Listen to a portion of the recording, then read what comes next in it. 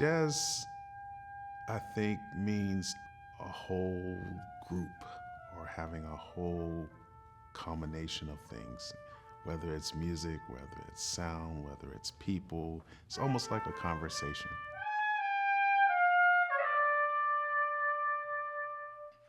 I think the most important thing it's taught me is to be able to work hard at something and see the results.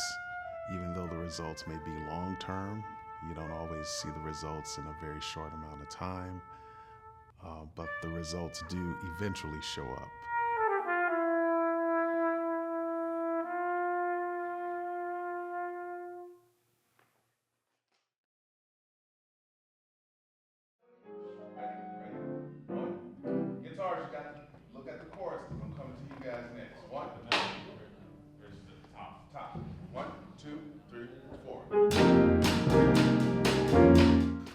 My name is Alvin Trask, and I've been a professor here at Montgomery College now for 17 years.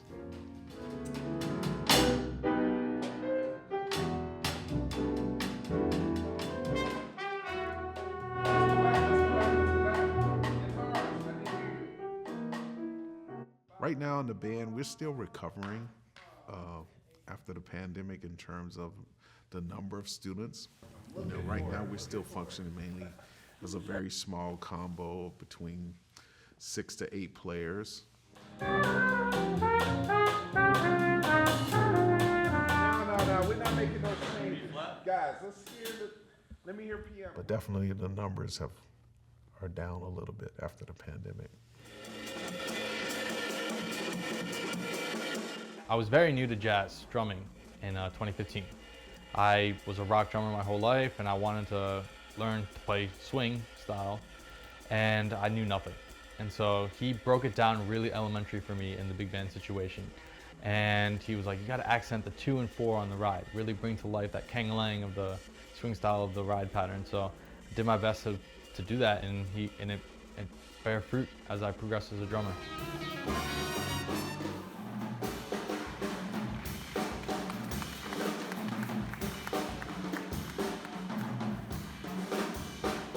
His teaching style was very direct, with a lot of compassion to it as well. I think that's where his intensity comes from. I think that's why he says strong, but wrong too sometimes, because he wants us to get our feet wet, but to eventually swim through the music of jazz. You know, a lot of people don't like that type of rehearsal style, but in order to achieve excellence, it has to be intense. Otherwise, it's not gonna happen. You have to have a real intense goal, and the focus has to be real intense, and the discipline has to be real intense. Otherwise, you won't reach those levels, you know, those high levels. Is that major? It says D flat major 7, flat 5. Flat 5, I don't hear the flat 5. I think he wants to do the music service, do it justice. He's a seasoned musician. He's played with pretty much everybody. He holds that responsibility, I believe, really true to his heart. I played for Secretary of State James Baker's birthday party. I played in Sandra Day O'Connor's backyard for a barbecue. I played 2 inaugurations for Bill Clinton. That was one that was really like, you know, wow, there's cameras here, there's everybody's here, there's dignitaries here, so we really have to step it up. You know, the pressure was there. So that was a really important performance, and being on a world stage at that point.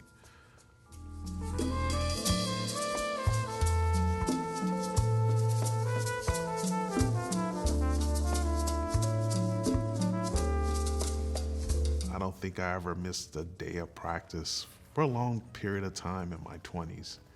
You know, there are 300 other trumpet players here who can take your job. There's a sacrifice when you become a musician. For over 20 years, I was never at home Christmas Eve night or New Year's Eve night with my family. Because I'm working gigs, I'm playing gigs.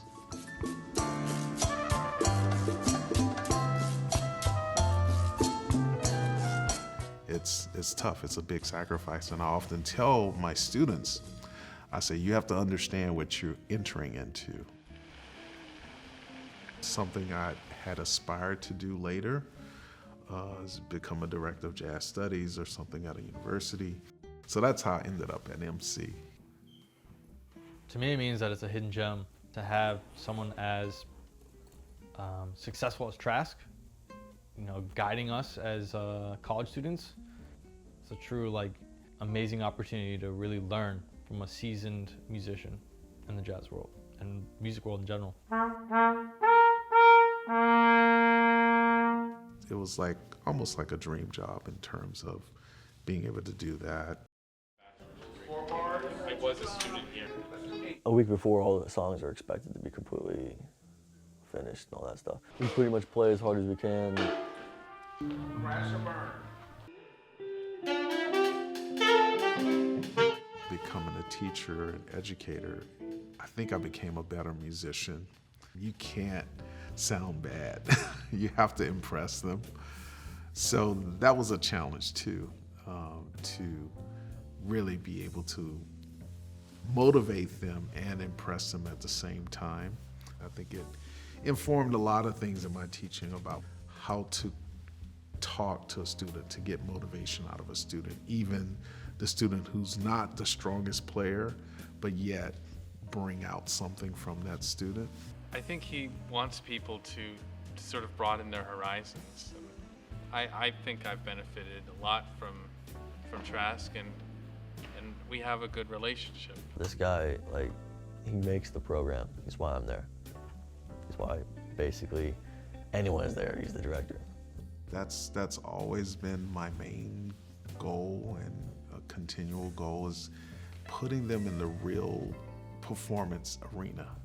I felt it was a challenge for me can I make the kid who cannot play as well sound really good in the next few months? That was one of my goals. Can I make the worst kid in the class or the kid with the least amount of experience sound good in the next few months?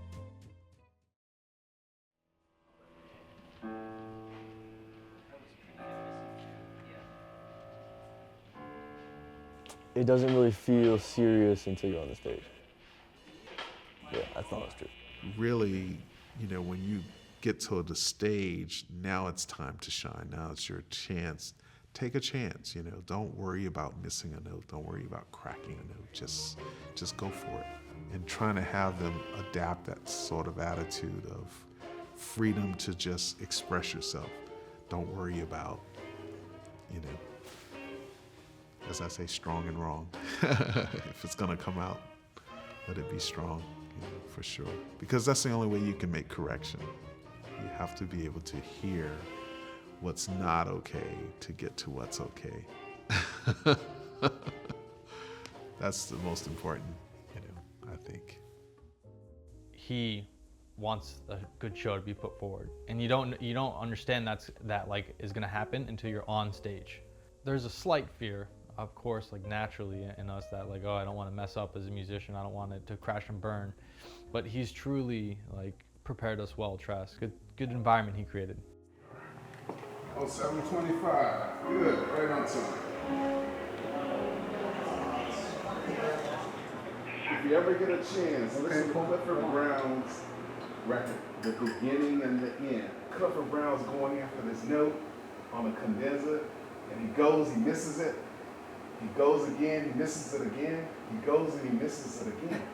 And then he finally gets it out, So that's what I'm saying. Play with intention. He was like, I am not going to leave this note until I get it right on the money, Have fun, enjoy, don't hide behind your instrument.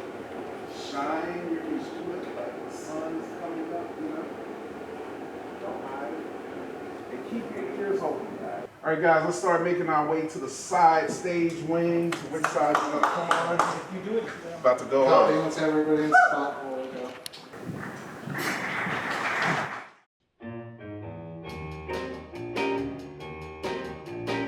When I hear a student, struggled all forever in rehearsal, and then all of a sudden concert, okay, something happened magical. you know? And that's the beauty of it all, is when that happens, when something finally clicks musically and it happens real time on stage.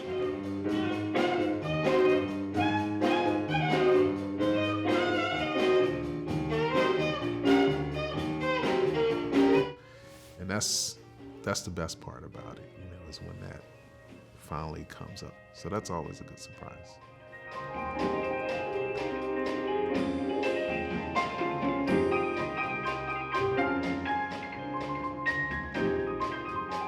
Mainly when I hear them really going beyond what they've done in the classroom, that's, you know, that's like, yes, they got there. Thank you. Thank you.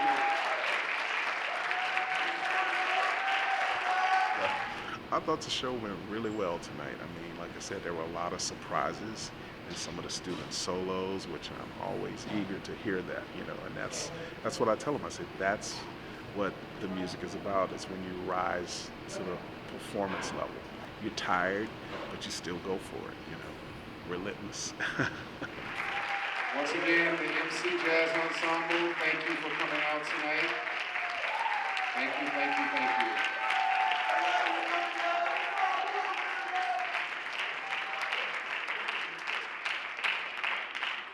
See you next time. Thanks again. Thank you.